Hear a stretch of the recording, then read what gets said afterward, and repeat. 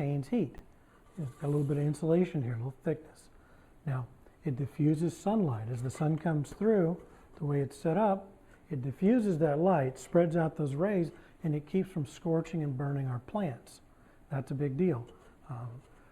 The UV protection that it gives your plants obviously is good for it, just like we would want to go out and stand out in the sun and get fried.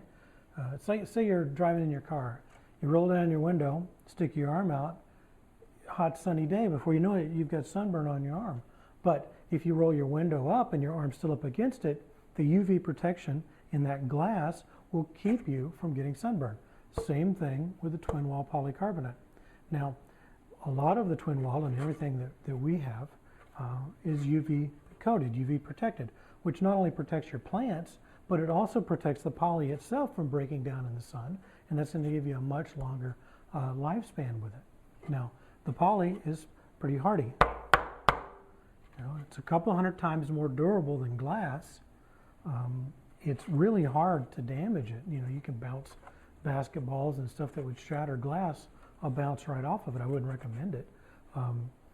We did a fun test. We put up a greenhouse and a poly greenhouse with a smaller one than this. This is a 10 mil. We had, I believe it was a 6 mil for the test, and I had a little ultralight airplane, and I brought my airplane in.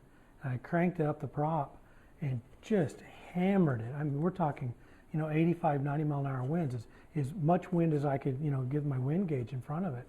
And it was amazing how well it held up.